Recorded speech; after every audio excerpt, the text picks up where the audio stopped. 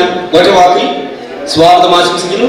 അതോടൊപ്പം നമ്മുടെ സമയത്തെക്കുറിച്ചുള്ള ബോധം തീർച്ചയായിട്ടും നിങ്ങൾ പുലർത്തണം എന്ന ഒരു അഭ്യർത്ഥന കൂടെയുണ്ട്. നമുക്ക് ഇനി പ്രബന്ധ അവതരണങ്ങളിലേക്ക് കടക്കാം. സ്നേഹിതരെ, പിൻപിൽ സംസാരിക്കുന്നവരോട് ദയവായി ഒരു അഭ്യർത്ഥന. പ്ലീസ്, ഈ സെഷൻ ഒരു പ്രത്യേക സെഷനാണ്. ഈ ഇരിക്കുന്ന ബഹുമാനപ്പെട്ട ആളുകളോടുള്ള അനാദരവായിട്ട് തോന്നരുത്. അവരവതരിപ്പിക്കുന്ന വിഷയത്തോടുള്ള അവഹേളനമായും തോന്നരുത്. ഈ ഓരോ വിഷയവും മണിക്കൂറുകൾ ചർച്ച ചെയ്യുന്നതിനും ആഴത്തിലേക്ക് ഇറങ്ങിച്ചെല്ലുന്നതിനും ഉപകരിക്കുന്ന വിഷയങ്ങളാണ്. പക്ഷെ അവരത് പറയുന്നില്ല. അവരവതരിപ്പിക്കുന്നത് ഇതൊരു വിഷയം, നിങ്ങൾ ചർച്ച ചെയ്യൂ എന്ന് മാത്രം. ജോൺസൺ പറഞ്ഞതുപോലെ പരമാവധി 5 മിനിറ്റ്. തികഞ്ഞ ബഹുമാനത്തോടെ പറയട്ടെ, പരമാവധി 5 മിനിറ്റ്. നമുക്ക് ആദ്യത്തെ അവതാരകനെ ബഹുമാനപൂർവ്വം ഞാൻ ക്ഷണിക്കുന്നു. യാതൊരു ആമുഖങ്ങളുമില്ല, സമയപരിമിതി കൊണ്ട്. അതുകൊണ്ട് ശ്രീ സുകുമാർ കാനഡ ആണ് ഒരു എഞ്ചിനീയർ കൂടിയാതെ. അദ്ദേഹത്തിന്റെ മേഖലയെ കുറിച്ചാണ് നമുക്ക് ഇന്ന് നമ്മുടെ പ്രബന്ധം അവതരിപ്പിക്കുന്നത്. വിഷയം നിർമ്മിത ബുദ്ധി, രചന, സാധ്യതകളും സന്ദേഹങ്ങളും. ശ്രീ സുകുമാർ. എല്ലാവർക്കും നമസ്കാരം. എൻ്റെ ഇന്നത്തെ വിഷയം നിർമ്മിത ബുദ്ധി, ആർട്ടിഫിഷ്യൽ ഇന്റലിജൻസ് നമ്മുടെ ക്രിയേറ്റിവിറ്റിയെ എങ്ങനെ സഹായിക്കാം എന്നുള്ള ഒരു കാര്യമാണ്. ഞാൻ ഈ AI പറ്റി ആദ്യം കേൾക്കുന്നത് എൻ്റെ ഒരു സുഹൃത്ത്, കാലിഫോർണിയയിൽ നിന്നുള്ള സുഹൃത്ത് എന്നെ വിളിച്ചിട്ട് പറഞ്ഞു, നമ്മുടെ എല്ലാ മലയാള കവിതകളും ഇപ്പോൾ കമ്പ്യൂട്ടറിൽ അവൈലബിൾ ആണ്, നമ്മൾ ജസ്റ്റ് ഒന്ന് ടൈപ്പ് ചെയ്ത് കൊടുത്താൽ മതി, എല്ലാം കിട്ടും എന്ന് പറഞ്ഞിട്ട് അദ്ദേഹം എനിക്കൊരു കവിത അയച്ചത്. ഭൂമിക്കൊരു ചരമഗീതം, ONV കുറിപ്പ്. എനിക്ക് കിട്ടിയ സാധനം ഞാനൊന്ന് വായിക്കാം. ഓണത്തിലൊരു സൂര്യൻ ഓർമ്മയുടെ നെല്ലിൽ വിളിച്ചവൻ, തെങ്ങിന്റെ തകർത്ത നാട്ടിൽ എന്നിലെ കള്ളങ്ങളായ എല്ലാവരും കാൽവേളകള. ഇങ്ങനെ പോകുന്ന ഒരു സാധനം, ഭൂമിക്കൊരു ചരമഗീതം എന്ന് പറഞ്ഞ് വന്നിരിക്കും. എന്നിട്ട് എൻ്റെ അടുത്ത് അദ്ദേഹം പറഞ്ഞു എല്ലാം അവൈലബിൾ ആണ്. അപ്പൊ ഞാൻ പറഞ്ഞു, ഒന്ന് സുഹൃത്തെ, ഇത് നമ്മുടെ ONV സാർ എഴുതിയ കവിതയൊന്നുമല്ല, ഇത് എങ്ങനെയോ ഉണ്ടായി വന്നൊരു സാധനമാണ്. അപ്പൊ അത് കഴിഞ്ഞിട്ട് ഞാൻ ഇതിനെ പറ്റി ഒന്ന് ആലോചിച്ച് കുറച്ചൊന്ന് പഠിച്ചു തുടങ്ങിയപ്പോഴാണ് ChatGPT ഉണ്ടെന്നും കോപൈലറ്റ് ഉണ്ടെന്നും അതുപോലുള്ള ആർട്ടിഫിഷ്യൽ ഇന്റലിജൻസ് ബേസിസിലുള്ള പല ക്രിയേറ്റീവ് ഐഡിയാസ് നമുക്ക് ഡെവലപ്പ് ചെയ്യാൻ പറ്റും എന്നുള്ളതിനെ പറ്റി ചെറിയൊരു ബോധം ഉണ്ടായിരുന്നു. അത് കഴിഞ്ഞിട്ട് ഞാൻ ഇത് നോക്കി, എങ്ങനെ നമുക്ക് നമ്മുടെ ക്രിയേറ്റീവായിട്ടുള്ള കാര്യങ്ങളിൽ എങ്ങനെ നമുക്കിത് ഉപയോഗിക്കാം എന്നിങ്ങനെ ഞാൻ ആലോചിച്ച് പല രീതിയിലും കണ്ടു വന്നു കഴിഞ്ഞപ്പോൾ, നമുക്ക് ഏത് വിഷയം കൊടുത്താലും നമ്മൾ ചില കൂട്ടുകാരുണ്ടല്ലോ, നമുക്ക് എന്ത് പറഞ്ഞാലും തിരിച്ചിങ്ങോട്ട് ഇഷ്ടംപോലെ പറയുന്ന അതുപോലുള്ള ഒരു സംഗതിയാണ് മിക്കവാറും ഈ ChatGPTയും കോപ്പൈലറ്റും ഒക്കെ. നമ്മൾ എങ്ങനെ അതിനോട് പറയുന്നു എന്നനുസരിച്ചിരിക്കും. ഞാൻ ലാനയെ പറ്റി ഒരു കവിത എഴുതാൻ ഇന്നലെ പറഞ്ഞു. അപ്പൊ ലാനയെ പറ്റി പറഞ്ഞു, ലാനയുടെ കരങ്ങൾ കൈകോർത്തു നിൽക്കുന്ന മധുര മൊഴികളുടെ മന്ദിരുതിലാവൻ, മലിനരഹിതം മലയാളത്തെ തേടി കരിപ്പിറവികൾക്ക് കാവ്യവഴുതി. ഇങ്ങനെ പോവാണ്. അപ്പോൾ യാതൊരു പ്രയോജനമില്ലാത്ത സംഗതികൾ കിട്ടാനും നമുക്ക് ഈ ആർട്ടിഫിഷ്യൽ ഇന്റലിജൻസിനെ ഉപയോഗിക്കാം. പക്ഷേ ഞാൻ വളരെ ഉപകാരപ്രദമായി ഇതിനെ കണ്ടത്, എൻ്റെ ഒരു സെക്രട്ടറിയെ പോലെ എനിക്ക് ഈ ChatGPTയെയും കോപ്പൈലറ്റിനെയൊക്കെ ഉപയോഗിക്കാൻ പറ്റും. അതെൻ്റെ സാഹിത്യ നിർമ്മിതിക്കും എല്ലാം സാധിക്കും. പക്ഷെ അത് നമ്മുടെ സ്വന്തം ക്രിയേറ്റിവിറ്റി ആണെന്ന് പറയാൻ പറ്റില്ല. പക്ഷെ നമുക്ക് ചില റെപ്പറ്റേറ്റീവ് ആയിട്ടുള്ള സംഗതികൾ ചെയ്യാനായിട്ട് ഈ ChatGPTയും കോപ്പൈലറ്റും പോലുള്ളത് സാധിക്കും. ഞാൻ മറ്റു വിഷയങ്ങളിലേക്ക് കടക്കുന്നില്ല.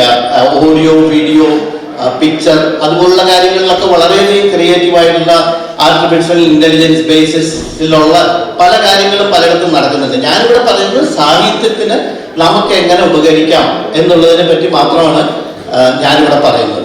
എനിക്ക് ഒരു അനുഭവം ഉള്ളത്, ഞാൻ ഈ അടുത്ത കാലത്ത് ശ്രീമദ് നാരായണീയം സംസ്കൃതത്തിൽ നിന്നും മലയാളത്തിലേക്ക് കാവ്യമായിട്ട് തന്നെ തർജ്ജമ ചെയ്ത് പബ്ലിഷ് ചെയ്യുകയുണ്ടായി. അപ്പോൾ അതിൻ്റെ പബ്ലിക്കേഷൻ കഴിഞ്ഞപ്പോൾ എൻ്റെ അടുത്ത് പറഞ്ഞു, ഇത് ഇംഗ്ലീഷിലും കൂടി നമുക്ക് ചെയ്യാൻ പറ്റുമോ എന്ന് ചോദിച്ചു. അപ്പോൾ ആദ്യം സംസ്കൃത ലിപിയിൽ തന്നെ ദേവനാഗരി ലിപിയിൽ ഞാനത് ടൈപ്പ് ചെയ്തു.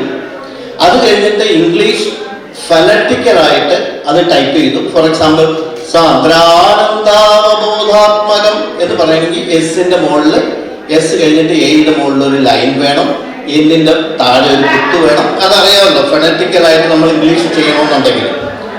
അങ്ങനെ 1032 ശ്ലോകങ്ങളുള്ള ഈ നാരായണീയെ ഞാൻ ചെയ്തു വന്നപ്പോൾ ഒരു 300 എണ്ണം വരെ ഞാൻ വളരെ പെയിൻസ്റ്റേക്കിംഗ് ആയിട്ട് ഇംഗ്ലീഷിലുള്ള ട്രാൻസ്ലിറ്ററേഷൻ വളരെ സൂക്ഷിച്ച് കൃത്യമായിട്ട് ഇങ്ങനെ ചെയ്തു വന്നു. അത് കഴിഞ്ഞപ്പോഴാണ് ഈ ChatGPT ആയിട്ടൊക്കെ എനിക്കൊരു പരിചയം വന്നത്. ഈ സാൻസ്ക്രിറ്റിൽ ഞാൻ ടൈപ്പ് ചെയ്തു വെച്ച അതേ സാധനം ഞാൻ ChatGPTയോട് പറഞ്ഞു, ഫണറ്റിക് ഇംഗ്ലീഷിൽ എനിക്ക് ട്രാൻസ്ലിറ്ററേറ്റ് ചെയ്തു തരാൻ പറഞ്ഞു. ഒരു 90% ക്ലാരിറ്റിയോടെ 90% കൃത്യതയോടെ ഇത് കൃത്യമായിട്ട് എനിക്ക് തന്നു. അതായത് 1032 ശ്ലോകങ്ങളിൽ 300 ഞാൻ പെയിൻസ്റ്റേക്കിങ്ങിൽ ചെയ്തു. ബാക്കിയുള്ള ശ്ലോകങ്ങളുടെ എല്ലാം ട്രാൻസ്ലിറ്ററേറ്റഡ് ഇംഗ്ലീഷ് വേർഷൻ എനിക്ക് തന്നത് ChatGPT ആണ്. പക്ഷെ ഓരോ ശ്ലോകവും നമ്മൾ വളരെ കൃത്യമായിട്ട് സൂക്ഷിക്കണം. അപ്പൊ അതായത് നമ്മുടെ ഒരു സെക്രട്ടറി നമുക്ക് എന്തെങ്കിലും ടൈപ്പ് ചെയ്ത് തന്നാൽ, പണ്ടത്തെ കാലത്താണല്ലോ സെക്രട്ടറിമാരൊക്കെ ഉള്ളത്, ആ ടൈപ്പ് ചെയ്ത് തന്ന സാധനം ഒരു മാനേജർ അങ്ങനെയാണ് ഉപയോഗിക്കില്ലല്ലോ. അപ്പൊ നമ്മൾ യൂസർ ബിവെയർ എന്ന് പറയുന്നത് പോലെ തന്നെയാണ് എൻ്റെ അനുഭവം.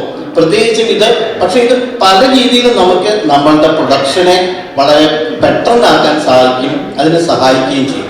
അതുകൊണ്ട് നിർമ്മിത ബുദ്ധിയിലുള്ള സംഗതി പലതും നമ്മളിപ്പോൾ ഞാൻ പറഞ്ഞല്ലോ സാഹിത്യവുമായിട്ട് ബന്ധപ്പെട്ടത് മാത്രമാണ്, അല്ലെങ്കിൽ റൈറ്റിങ്ങുമായിട്ട് ബന്ധപ്പെട്ടത് മാത്രമാണുള്ളത്.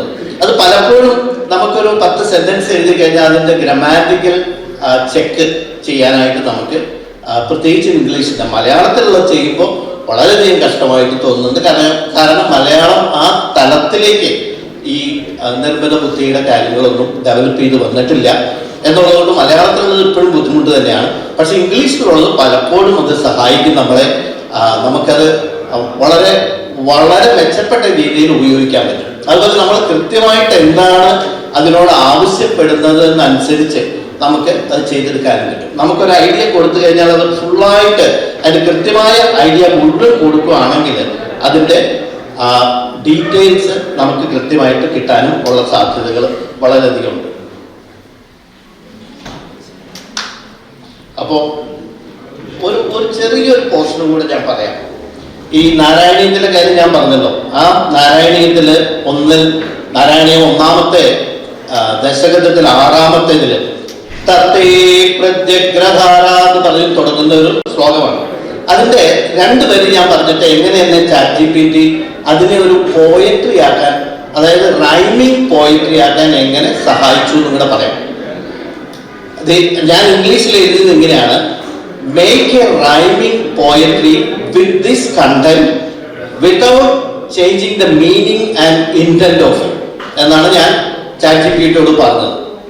ഇത് ഫോം ഇതായിരുന്നു: your form is more enchanting than the rain filled blue clouds and even the blue lotus in the eyes of any blessed ones. You are the embodiment of beauty and the complete incarnation of Parabrahma. This was the sentence. 2 sentence കൊടുത്തു. അത് ഞാൻ പറഞ്ഞ അതിനെ ഒന്ന് poetic rhyming poetry ആക്കി without changing the meaning and intent.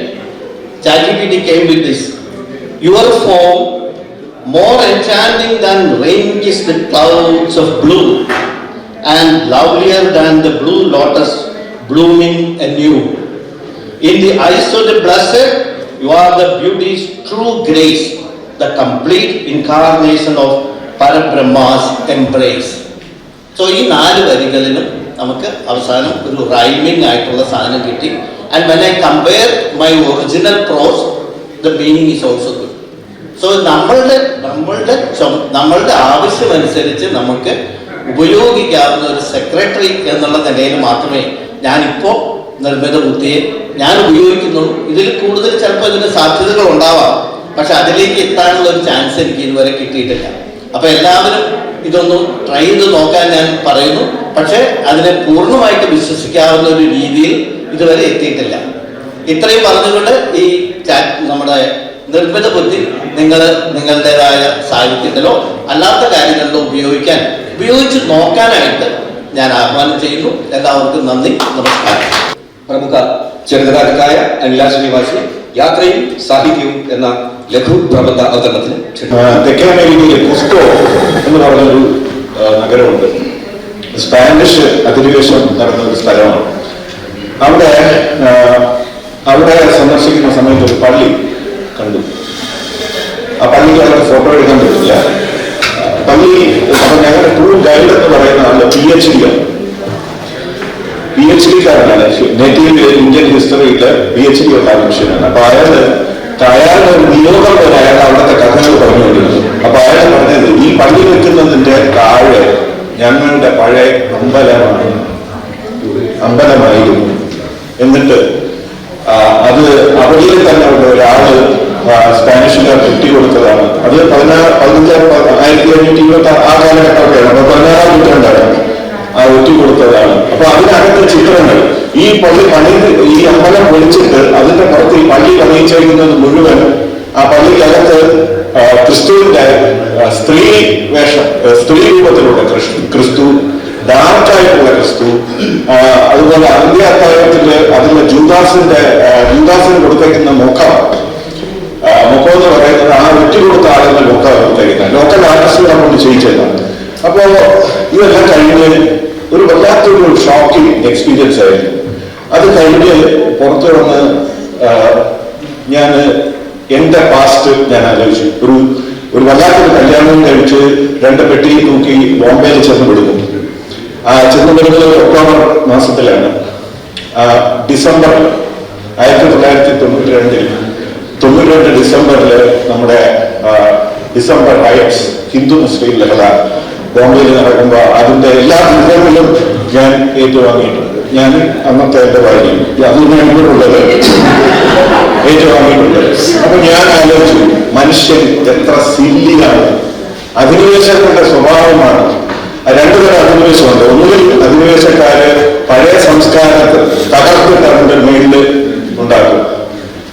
അതല്ലെങ്കിൽ ഓർഡറിലേ ഉണ്ടാക്കും. പഴയ കർമ്മങ്ങൾ നിർത്തിയിട്ട് ഇത് 2 സ്പാനിഷുകാർ ചെയ്തിട്ടുണ്ട്, ബ്രിട്ടീഷുകാരും ചെയ്തിട്ടുണ്ട്. നമ്മൾ ആക്രമിച്ച ഇതിൽ 2 കേരളത്തിലൊരു കാര്യം ചെയ്യും. ഒന്നുകിൽ ഓർഡറിൽ ഇരിക്കുന്നതിന്റെ പുറത്ത് അവരുടെ പുതിയ സംസ്കാരം കൊണ്ടുവരും, അല്ലെങ്കിൽ എല്ലാം തകർത്തിട്ട്. അപ്പോ നമ്മൾ ഒരു മോസ്ക് ഉണ്ടായിരുന്നു എന്ന് പറഞ്ഞിട്ട് ഒരു അമ്പലം ഉണ്ടായി, ആ അമ്പലം ഉണ്ടായിരുന്നു എന്ന് പറഞ്ഞ് നമ്മൾ എന്തൊക്കെ വൃത്തികേടുകളാണ് കാണിക്കുന്നത്, എന്ത് സില്ലിയാണ് എന്ന് എനിക്ക് ഈ യാത്രയിലൂടെ എനിക്ക് മനസ്സിലായി. അപ്പൊ യാത്ര എന്ന് പറയുന്നത് മനുഷ്യനെ, അവന് സാഹിത്യകാരനാകട്ടെ അല്ലാത്തവനാകട്ടെ, അവന് നവീകരിക്കുന്നു, അവന് പുതിയ ബോധം കൊടുക്കുന്നു എന്നുള്ളതാണ് യാത്രയുടെ ഏറ്റവും വലിയ ഗുണം. അത് travel is fatal to prejudice, bigotry and narrow mindedness. നമ്മുടെ മതഭ്രാന്തികളെയും ബയസുകളുടെയും അല്ലെങ്കിൽ നമ്മുടെ ഇടുങ്ങിയ ചിന്താഗതികളിലേക്കും എല്ലാം മാരകമായ ഒരു പ്രകടനമാണ് നമ്മൾ നടത്തുന്ന ഒരു യാത്രയിൽ. സാഹിത്യകാരനെ സംബന്ധിച്ചിടത്തോളം അയാൾ യാത്ര ചെയ്യുമ്പോൾ അത് അയാളെ നവീകരിക്കുകയും അയാൾ പിന്നെ എടുക്കുന്ന കൊണ്ടുവരുന്ന പ്രമേയങ്ങളിൽ യാത്രയുടെ സ്വാധീനം ഉണ്ടാവും. അപ്പൊ ഇതാണ് യാത്രയുടെ ഒരു മെറിറ്റ് എന്ന് ഞാൻ കരുതുന്നു. ഒരു കാര്യം കൂടെ പറഞ്ഞിട്ട്, യാത്രയും ചരിത്രമാണ് ശരിക്കും പറഞ്ഞാൽ എന്റെ ഏറ്റവും ഇഷ്ടപ്പെട്ട കാര്യം. ബാക്കിയുള്ളതൊക്കെ പിന്നെ എഴുതുന്നുണ്ട്. യാത്രയും ചരിത്രമാണ്. ഇന്നത്തെ നമ്മുടെ മലയാളത്തില് നമ്മള് എസ്.കെ. പൊറ്റക്കാടിനുമായിട്ട് ആരും ഉണ്ടാകുമെന്ന് വിചാരിക്കുന്നില്ല. പക്ഷേ എസ്.കെ. പൊറ്റക്കാടിന്റെ ടൈപ്പ് യാത്രകളല്ല ഇന്നത്തെ യാത്ര. കാരണം ഇന്ന് യാത്ര കുറെ കൂടെ പ്രോഗ്രാമാണ്, അല്ലെങ്കിൽ എല്ലാവർക്കും യാത്രകൾ ചെറുതും വലുതുമായിട്ടുള്ള യാത്രകൾ ചെയ്യാൻ കഴിയും. പക്ഷേ യാത്രാ സാഹിത്യം എന്ന് പറയുമ്പോഴത്തേക്ക് ഇന്നത്തെ യാത്രാ സാഹിത്യം ഞാൻ സ്ഥിരമായിട്ട് വായിക്കുന്ന ഇപ്പോ ആൻഷോ ബസ്റ്റർ എന്ന് പറഞ്ഞിട്ട് നന്ദിനി മേനുണ്ട്, അക്കാദമി അവാർഡ് കിട്ടിയ ഇത് വായിച്ചുകൊണ്ടിരിക്കുകയാണ്, കംപ്ലീറ്റ് ചെയ്തില്ല. അവർ വിശാഖപട്ടണത്ത് താമസിക്കുന്ന ആളാണ്. അവര് ഈ പഴയ മധ്യപ്രദേശിന്റെ ഭാഗമായിരുന്ന 7 ജില്ലകൾ ഇപ്പൊ ഛത്തീസ്ഗഡിന്റെ ഭാഗമായിട്ടുണ്ട്. അതിന് ബസ്റ്റർ ഏരിയ എന്ന് പറയും. ഇന്ത്യയിലെ പുരാതനമായ ഒരു ആദിവാസി മേഖലയാണ്. അവിടെ അവരൊരു പര്യവേഷണം, ഒരു എക്സ്പെഡിഷൻ പോലെ 3.5 വർഷം പോയി എഴുതിയ ബുക്കാണ്. അതിനാണ് എക്സ്പെഡിഷൻ എന്ന് പറയുന്നത്. അത്തരം ലിറ്ററേച്ചർ. അതിന് മുമ്പ് തന്നെ സാഹിത്യ അക്കാദമിയുടെ അവാർഡ് കിട്ടിയ പുസ്തകമാണ് അരുൺ എഴുത്തച്ഛന്റെ വിശുദ്ധ പാപങ്ങളുടെ ഇന്ത്യയിലെ ദുഷിച്ച ദേവദാസി സമ്പ്രദായവും അങ്ങനെയുള്ള സ്ത്രീയുടെ അവസ്ഥകളെയൊക്കെ ചിത്രീകരിക്കുന്ന അതും ഈ ഒരു പര്യവേക്ഷണ സ്വഭാവമുള്ള കാര്യങ്ങളാണ്. അപ്പൊ അതാണ് ട്രെൻഡിങ്. പണ്ട് കോളംബസ് ചെയ്തിരുന്ന എക്സ്പ്ലോറേഷൻസ് ആണ്. എക്സ്പ്ലോറേഷൻസ് എന്ന് പറയുന്നത് ഒരു പ്രത്യേക ഉദ്ദേശത്തോടെ പോകുക. അവർക്ക് സ്പോൺസേഴ്സ് ഉണ്ടല്ലോ, ക്വീൻ ഇസബൽ എന്നൊക്കെ പറയുന്ന അവർ സ്പോൺസർ ചെയ്ത് വെള്ളത്തിലേക്ക് വിടുകയാണ്. വിടുമ്പോൾ അവരുടെ ഏക പ്രശ്നം അവർക്ക് കൂടുതൽ റോമൻ ചർച്ചുമായിട്ട് ആയത് കാരണം ഒരു 3 പ്രീസ്റ്റിനെ കൂടെ അതിനകത്ത് കയറ്റിവിടും. എന്നിട്ട് അപ്പോ കൊളംബസ് ഒരിക്കലും യാത്രാ വിവരണം എഴുതിയിട്ടില്ല. അത് എന്താ പറയുക, ജേർണൽസ് ആണ് ഈ ജോലിക്ക് തിരിച്ചു ചെല്ലുമ്പോൾ വായിക്കാൻ. അപ്പൊ കൊളംബസ് എഴുതിയതൊക്കെ ജേർണൽസ് ആണ്. എന്തായാലും വലിയ വലിയ ഭീഷണികൾ വരുന്നു. ഞാൻ നിർത്തുന്നു. എല്ലാവർക്കും നന്ദി. ഡോണമീല പരീക്ഷണങ്ങൾ നടക്കുന്ന പുതുകലാ സാധ്യതകൾ മൾട്ടിമീഡിയയിലെയും ചിത്രരചനയിലെയും സമൃദ്ധമായി ഉപയോഗിക്കുന്ന കവിയാണ്. ഡോണയെ മൾട്ടിമീഡിയയിൽ പുതുകലാ സാധ്യതകൾ എന്ന വിഷയത്തെക്കുറിച്ച് ലഘുവായി സംസാരിക്കാൻ ക്ഷണിച്ചു. പുതുതൊട്ട് ഇന്ന് സോഷ്യൽ മീഡിയയിലാണ്, ഓൺലൈനിലാണ്, എപ്പോഴും ഓണാണ്, മൾട്ടിമീഡിയയിലുമാണ്. കവിയും എഡിറ്ററും ക്യൂറേറ്ററും പ്രൊഫസറുമായ ആൻഡ്രിയ ബ്രേഡി ഇതിനെ ഇന്നത്തെ നൂതന സാഹിത്യ ആവിഷ്കാരങ്ങളുടെ സ്നാപ്ഷോട്ട് എന്ന് വിളിക്കുന്നു. അവിടെയാണ് കവികളുടെ ഐമാക്സ് തിയേറ്റർ എന്നും അടയാളപ്പെടുത്തുന്നു. കാരണം സോഷ്യൽ മീഡിയയിൽ കവിതയുടെ ഭാഷ ടെക്സ്റ്റ് മാത്രമായല്ല പബ്ലിഷ് ചെയ്യാൻ സാധിക്കുന്നത്. അതിൽ നിന്നും അല്ലെങ്കിൽ അതിന്റെ കൂടെ ശബ്ദവും ദൃശ്യവും ചേർത്ത് വെച്ചുള്ള വിവിധതരം ആവിഷ്കാരങ്ങളും പങ്കുവയ്ക്കാം. അതായത് multimedia blogging, social media programming, ഇന്ററാക്ടിവിറ്റി, grouping, networking, നേരത്തെ ഇവിടെ പറഞ്ഞ ആർട്ടിഫിഷ്യൽ ഇന്റലിജൻസ്, മറ്റ് നിരവധി നടപടിക്രമങ്ങൾ എന്നിവയിലൂടെ കവിതയുടെ ആവിഷ്കാര ശക്തിയെ പുനർനിർമ്മിക്കുന്നതിലൂടെ അവരുടെ വ്യക്തിപരമായ കാഴ്ചപ്പാട് സംയോജിപ്പിക്കാനും കൂടിയുള്ള ഇടം കൂടിയായി ഇത് മാറി. കവികൾ പുതിയ കാവ്യരൂപങ്ങൾ സൃഷ്ടിക്കുന്നതിലൂടെ പുതിയ അടിത്തറ നിർമ്മിക്കുകയും അതിന്റെ തുടർച്ചകൾ ഉണ്ടാകുകയും അവയുടെ പ്രത്യേക കാവ്യാത്മക ദർശനങ്ങളിൽ ശ്രദ്ധ കേന്ദ്രീകരിക്കുകയും അതിന് വായനക്കാരെ ആഗോളതലത്തിൽ കണ്ടെത്തുകയും ചെയ്യുന്നു. ഇന്ന് ശ്രദ്ധേയമായ എല്ലാ ജാനറയിലെയും കലകളെയും കവിതകളെയും ഇത് ശരിയുമാണ്. പുതുമ എല്ലായ്പ്പോഴും ഉണ്ടായിട്ടുണ്ട്, എല്ലായ്പ്പോഴും കലയുടെയും സാഹിത്യത്തിന്റെയും ഭാഗമായിരിക്കുകയും ചെയ്യും. ഇന്ന് അച്ചടിയിൽ വന്ന കവിതയായാലും ഓൺലൈനിൽ പബ്ലിഷ് ചെയ്യുന്നതായാലും കവിത ഒരേ സമയം തിരുവനന്തപുരത്തും തൃശ്ശൂരും കാസർഗോഡും ദില്ലിയിലും മിഡിൽ ഈസ്റ്റിലും യൂറോപ്പിലും ആഫ്രിക്കയിലും അമേരിക്കയിലും ഓസ്ട്രേലിയയിലുമായി പല ടൈം സോണുകളിലാണെങ്കിലും ഒരേ സമയം പ്രത്യക്ഷപ്പെടുന്നു. സമകാലിക കവിതയിൽ ഗദ്യകവിതയ്ക്കുണ്ടായ സ്വാധീനത്തിന്റെ കാരണവും ഓൺലൈൻ സോഷ്യൽ മീഡിയ പ്ലാറ്റ്ഫോമുകളാണ്. 1800കളുടെ പകുതിയിൽ ഇംഗ്ലീഷിലെ മീഡിയയുടെ കവിതകളിൽ നിന്നും ഉണ്ടായ വലിയ ശാഖയാണ് ഗദ്യകവിതകൾ എന്ന് ഓർക്കുമ്പോൾ മലയാള കവിത ഈ ശാഖയെ അംഗീകരിക്കാൻ എടുത്ത സമയദൈർഘ്യം എത്രമാത്രമാണെന്ന് നമുക്ക് ഊഹിക്കാവുന്നതാണ്. അതിന് നിമിത്തമായത് ബ്ലോഗുകാലം മുതലുള്ള സോഷ്യൽ മീഡിയ കാലമാണെന്നത്. പ്രത്യേകിച്ച് സച്ചിദാനന്ദൻ മാഷ് എഡിറ്റ് ചെയ്ത 4ാമതെന്ന ബ്ലോഗ് കവിതാ സമാഹാരവും 2010 കേരള കവിതയിൽ ബ്ലോഗ് കവിതകൾക്കും കവികൾക്കും ഇടം നൽകിയതും കൂടി എടുത്തു പറയേണ്ടുന്ന വസ്തുതയാണ്. ഏത് ലോകത്തും ഏത് രാജ്യത്തും ഏത് ഭാഷയിലും കവിതയ്ക്ക് മറ്റ് സാഹിത്യ ശാഖകളുടെ സ്വീകാര്യത ഇല്ല എന്നതാണ് വസ്തുത. പ്രസാധകർ കവിതാ സമാഹാരങ്ങളെ പലപ്പോഴും ഒഴിവാക്കാനാണ് ശ്രമിക്കുന്നത്. അല്ലെങ്കിൽ വലിയ പുരസ്കാരങ്ങളുടെ അകമ്പടിയുള്ള കവികളായിരിക്കണം. അങ്ങനെയുള്ള അവസ്ഥ നിലനിൽക്കുമ്പോഴാണ് സോഷ്യൽ മീഡിയയിൽ ഒരു യൂസർ ഐഡിയുടെ പിൻബലത്തോടെ കവിത എഴുതിയ അനവധി കവികൾ ആയിരക്കണക്കിന് വായനക്കാരിലേക്ക് എത്തുകയും അവരുടെ പബ്ലിസിറ്റിയും റീച്ചും കണ്ടുകൊണ്ട് മാത്രം പ്രസാധകർ അവരുടെ കൃതികൾ അച്ചടിക്കുകയും ആ കൃതികളിൽ പലതിന്റെയും കോപ്പികൾ ലക്ഷക്കണക്കിന് വിറ്റൊഴിക്കുകയും ചെയ്തത്. ഇത് സോഷ്യൽ മീഡിയയ്ക്ക് മാത്രം സാധ്യമാക്കാൻ പറ്റുന്ന കാര്യമാണ്. ഒരു പബ്ലിഷർക്ക് കവിയെയോ കൃതിയെയോ വ്യാപകമായി മാർക്കറ്റ് ചെയ്യാൻ കഴിയാതെ ഇരിക്കുന്ന സമയത്താണ് ഈ വിപ്ലവം നടന്നിട്ടുള്ളത്. കംബോഡിയയിൽ ജനിച്ച് ന്യൂസിലാൻഡിൽ താമസമാക്കിയ ലാൻഡിയർ, ഇന്ത്യൻ കനേഡിയൻ പെൺകവിയായ രൂബി കൗർ, സോമാലി ബ്രിട്ടീഷ് പെൺകവിയായ ഓർസർ ഷെയർ, ലണ്ടനിൽ നിന്നുള്ള റാപ്പറും കവിയുമായ കേറ്റ് ടെമ്പസ്റ്റ് എന്നിവരെല്ലാം സോഷ്യൽ മീഡിയ വഴി വന്ന് കവിതയുടെ ലോകത്തെ പിടിച്ചു കുലുക്കി വായനക്കാരുടെ ഹൃദയം കാണുന്നവരാണ്. ഇവരുടെ കവിതകളുടെ പുസ്തകത്തിന് ലക്ഷക്കണക്കിന് വായനക്കാരുണ്ട്. ഇതിൽ രൂപീകരണത്തിന്റെ കവിതാ സമാഹാരത്തിന് മാത്രം 10 ലക്ഷത്തിലധികം മില്യൺ കോപ്പികൾ വിൽക്കുകയും ഒന്നിലധികം സമാഹാരങ്ങൾ ടോപ്പ് 10 സെല്ലർ ലിസ്റ്റിൽ ഉൾപ്പെടുകയും ചെയ്തിട്ടുണ്ട്.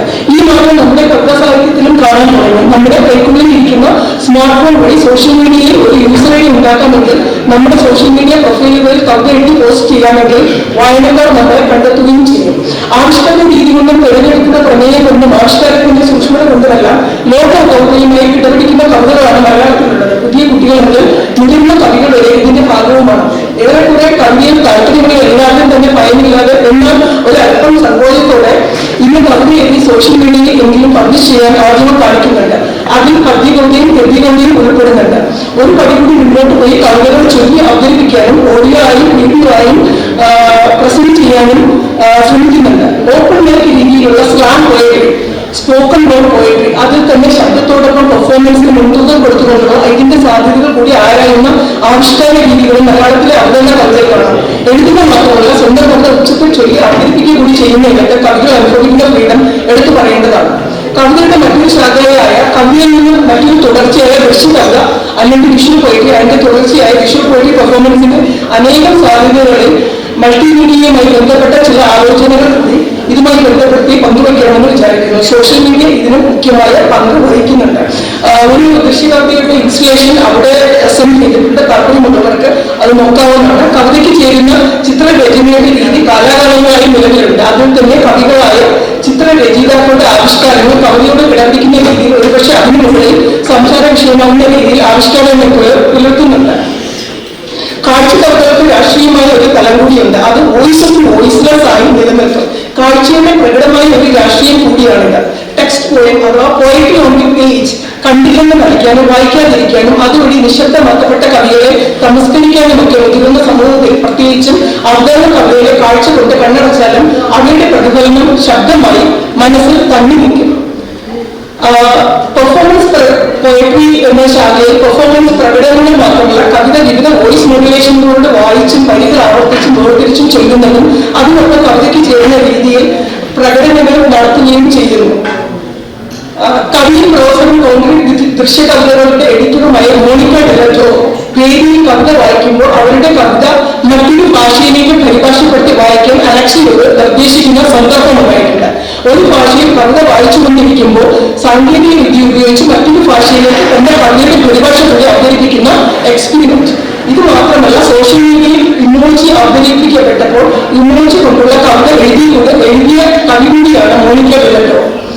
ഭാഷയിൽ വിവിധ വർഷങ്ങൾ ദൃശ്യകവിതയിലേക്കും കവിതയിൽ എങ്ങനെയൊക്കെ കൊണ്ടെത്തിക്കാമെന്നും ഇതുപോലെ ലോകത്തിന്റെ പലയിടങ്ങളിൽ ഇരുന്നുകൊണ്ട് കവികൾ ആലോചിക്കുന്നുണ്ട്. നമ്മുടെ കാഴ്ചപ്പാടിനെ കവിതയെ ആവിഷ്കാരത്തെ ഒന്നിന്റെയും പരിധിയിൽ ഒതുക്കി വെക്കേണ്ടതില്ലെന്ന കാര്യം കൂടി ഇതെല്ലാം നമ്മളെ ഓർമ്മിപ്പിക്കുന്നുണ്ട്. നമ്മുടെ കവിതയ്ക്കും ഇനിയും പുതിയ ആവിഷ്കാരങ്ങളും മാറ്റങ്ങളും ഉണ്ടാവട്ടെ എന്ന് ആഗ്രഹിച്ചുകൊണ്ട് നന്ദി. ഷിബു ആണ് അടുത്ത പദവിക്കുന്നത്. കൃത്യമായി വാർത്ത തന്നിട്ടുണ്ട്. 4 മിനിറ്റ് കൊണ്ട് തീർക്കാം. റോസ്റ്റ് റൈറ്റിംഗ് എല്ലാവർക്കും അറിയാം. റോസ്റ്റ് റൈറ്റിംഗ് എന്താണ്? ഇവിടെ അത് പ്രകൃത്യമായി ഉപയോഗിക്കുന്ന പല സുഹൃത്തുക്കളും ഉണ്ട്.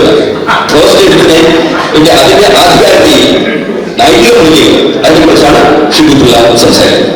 അപ്പൊ ആദ്യം തന്നെ ഒരു കാര്യം പറയുമ്പോൾ ഈ പേര് തന്നെ ഗോസ്റ്റ് എഴുത്ത് നൈതിക മൂല്യങ്ങൾ ആധികാരികതയും ഇതിന്റെ ഗോസ്റ്റ് എഴുത്ത് എന്ന് പറയുന്നതിന് തക്കതായിട്ടുള്ള ഒരു മലയാളത്തിലുള്ള ഒരു വാക്ക് കിട്ടിയില്ലാന്നുള്ളതാണ് സത്യത്തിൽ വിഷമാവുന്നുള്ളത്.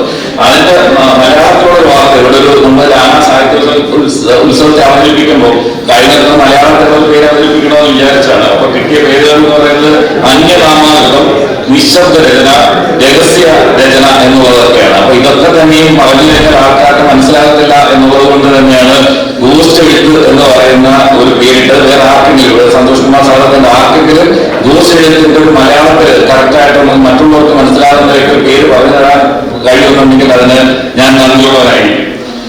ഇത് ഞാൻ യഥാർത്ഥത്തിൽ ഗോസ്റ്റ് എഴുത്ത് എന്ന് പറയുന്ന ഈ വിഷയം നമുക്ക് എല്ലാവർക്കും അറിയാവുന്നതാണ്. ഞാൻ യാദൃശ്യമായിട്ട് കുറച്ചു കാലം മുമ്പ് എന്നോട് കോളേജ് പഠിച്ചൊരു സുഹൃത്തിന്റെ അടുത്ത് ചോദിച്ചപ്പോൾ പറഞ്ഞാണ് I am a ghost writer. അപ്പം ഈ ചില സിനിമകളിൽ മോഹൻലാലിന്റെ സ്മഗ്ലർ എന്നൊക്കെ പറയുന്ന പോലെ ആദ്യം എന്തുകൊണ്ട് ഈ ഗോസ്റ്റ് റൈറ്റർ എന്നൊക്കെ പറഞ്ഞ് ഞാൻ പിന്നെ തിരക്കാൻ എന്റെ പുറകെ എടുക്കണം. വളരെ ഇതായിട്ടാണ് പറയുന്നത് എന്ന് പറഞ്ഞു കഴിഞ്ഞാൽ I am a ghost writer എന്ന് പറഞ്ഞിട്ട് പറയുകയായിരുന്നു. അപ്പൊ നിങ്ങൾ പിന്നെ അറിയുന്നത് ഒരാൾ മറ്റൊരാൾക്ക് വേണ്ടി എഴുതുന്നു എന്നാൽ യഥാർത്ഥത്തിൽ എഴുതുന്ന ആൾക്ക് അതിൻ്റെതായ നിലയ്ക്കുള്ള ക്രെഡിറ്റ് കിട്ടുന്നില്ല. അതാണ് ഒരു ചുരുക്കം എന്ന് പറയുന്നത്. നമ്മളിപ്പോ ഗോസ്റ്റ് റൈറ്റിംഗ് എന്ന നിലയ്ക്ക് പറയുന്നത് അത് കാലാകാലങ്ങളിലായിട്ട് ഉപയോഗിക്കപ്പെട്ടിരുന്ന ഇതൊരു പുതിയ സംവിധാനമൊന്നുമില്ല. വർഷങ്ങളെ നമ്മുടെ ചരിത്രം നോക്കുകയാണെന്നുണ്ടെങ്കിൽ തീർച്ചയായിട്ടും ഈവൻ അതിന്റെ റോമൻ കാലഘട്ടത്തിലും ഗ്രീസ് കാലഘട്ടത്തിലും അതിനുശേഷമുള്ള കാലഘട്ടങ്ങളിലെല്ലാം ഇത് പല കാലഘട്ടങ്ങളിൽ പല രൂപത്തിൽ പല ഭാവത്തിലൊക്കെ പ്രോത്സാഹിക്കും എന്നുള്ള നിലയ്ക്ക് വന്നിട്ടുണ്ട്. പക്ഷെ പേരുകൾ ഇങ്ങനെ ആയിരിക്കണമെന്നില്ല എന്നുള്ളതാണ് അതിനകത്ത് വന്നിട്ടുള്ളത്. അപ്പൊ അത് എവിടെയൊക്കെയാണ് ഉപയോഗിക്കുന്നത് എന്നുള്ളത് ഒന്ന് സൂചിപ്പിക്കാം. ഒന്ന് ലിറ്ററേച്ചർ വർക്കിൽ അറിയാവുന്ന പോലെ മ്യൂസിക്കില്, സ്ക്രീൻ പ്ലേയില്, അക്കാഡമിക് രംഗത്ത്, അതേപോലെ മെമ്മോറിയൽ എഴുതുന്നതിനകത്ത്, ഓട്ടോഗ്രാഫി എഴുതുന്നതിനകത്തും, പൊളിറ്റിക്കൽ സ്പീച്ചസ് എഴുതുന്നതിനകത്തും ഒക്കെ ഗോസ്റ്റ് റൈറ്റിംഗ് നിരന്തരം ഇപ്പൊ ഉപയോഗിച്ചുകൊണ്ടിരിക്കുന്ന ഒരു കാലഘട്ടത്തിൽ കൂടെയാണ് നമ്മൾ അതിനകത്ത് പോകുന്നത്. പക്ഷെ അപ്പോൾ അവിടെ ഒരു ചോദ്യമാണ്, ഇതിന്റെ ആധികാരികത എങ്ങനെയാണ്, അതിന്റെ ഒരു നൈതികത എങ്ങനെയാണ് നമ്മൾ ഡിഫൈൻ ചെയ്യാൻ പോകുന്നത്. അതാണ് നമ്മുടെ ഒരു വിഷയം. ഈ വിഷയം യഥാർത്ഥത്തിൽ ആധികാരികത നോക്കുകയാണെന്നുണ്ടെങ്കിൽ ഒരു പ്രൊഫഷണൽ വർക്ക് എന്നുള്ള നിലയ്ക്ക് തന്നെയാണ് ഇപ്പോൾ ഇതിപ്പോ നടക്കുന്നത്. ഞാൻ യുഎസിലെയും ഇന്ത്യയിലെയും കൂടെ പശ്ചാത്തലത്തിനകത്ത് ഇതിനകത്ത് ലീഗൽ സൈഡിനകത്ത് എന്തെങ്കിലും പ്രശ്നമുണ്ടോ എന്നുള്ളതിനെ കുറിച്ച് നോക്കി യഥാർത്ഥത്തിൽ ലീഗലി ഇത് എന്നും തെറ്റാണെന്ന് പറയുന്നില്ല. So as long as we are having A contract, എഴുതുന്ന ആളും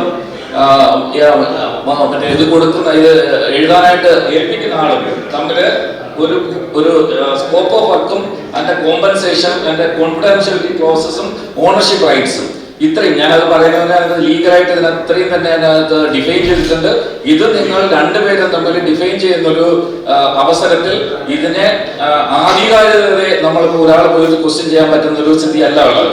പിന്നെ വരാൻ പോകുന്നത് എവിടെയാണ് എന്നുള്ളതാണ്. അപ്പൊ തീർച്ചയായിട്ടും ഞാൻ നേരത്തെ ചില മേഖലകൾ പറഞ്ഞു, അതിനകത്ത് അക്കാഡമിക് രംഗം അത് തീർച്ചയായിട്ടും ക്വസ്റ്റ്യൻ ചെയ്യപ്പെടുന്ന ഒരു സാധനമാണ്. കാര്യം എന്ന് പറഞ്ഞാൽ പലപ്പോഴും നമ്മളൊരു തീസിസ് എഴുതി കഴിഞ്ഞതിന് ശേഷം ലാസ്റ്റ് നമ്മളൊരു സ്റ്റേറ്റ്മെന്റ് കൊടുക്കുമല്ലോ, ഇതിന്റെ ആധികാരികത കംപ്ലീറ്റ് ഞാനാണ് എഴുതിയെന്നുള്ളത്. അവിടെ അതിനകത്ത് ഒരു പ്രശ്നം അതിനകത്ത് വരുന്നുണ്ട്. അപ്പൊ ലീഗലി ഇതല്ല എന്ന് പറയുന്നെങ്കിൽ പോലും നമ്മൾ അതിന്റെ ഒരു എത്തിക്കലായിട്ടുള്ള ഒരു വാല്യൂ പെർസ്പെക്റ്റീവിൽ നമ്മൾ കാണുമ്പോൾ പലപ്പോഴും നമുക്ക് ഇത് ആ സെൻസിൽ നമുക്ക് പറയാൻ കഴിയത്തില്ല. തീർച്ചയായിട്ടും ഞാൻ അക്കാഡമിക്കിനെ കുറിച്ച് പറഞ്ഞു പെട്ടെന്നൊരു അടുത്ത കാലത്ത് വന്നൊരു കോൺട്രവേഴ്സി കൂടെ ഒന്ന് സൂചിപ്പിക്കാമെന്ന് തോന്നുന്നു.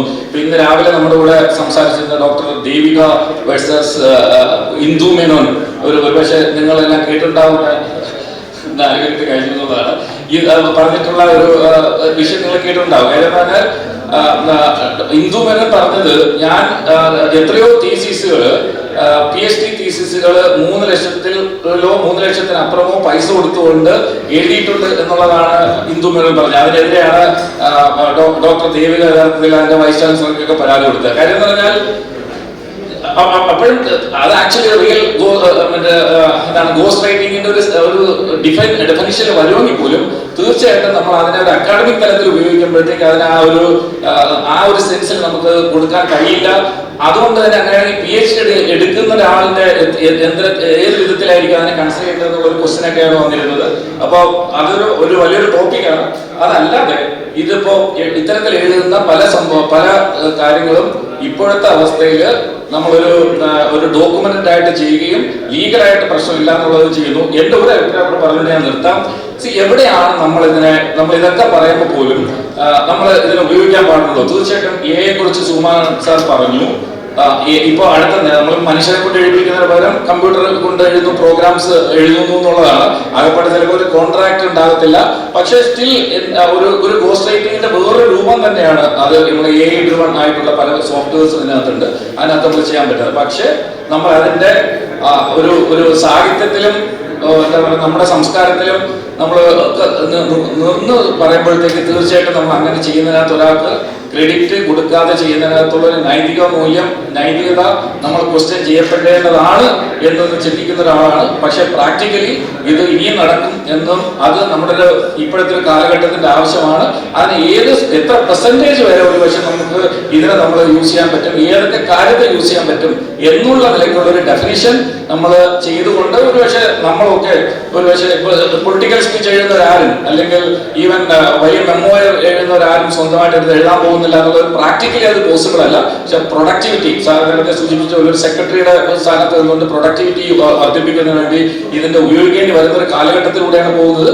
പക്ഷേ അതിനെ എത്ര പെർസെന്റേജ് നമ്മൾ ഉപയോഗിക്കുന്നു, എന്തിനൊക്കെ ഉപയോഗിക്കുന്നു എന്നുള്ളതിനെ കുറിച്ച് നമുക്കൊരു ബോധ്യം വേണം എന്ന് പറഞ്ഞുകൊണ്ടേ നിർത്തുന്നു.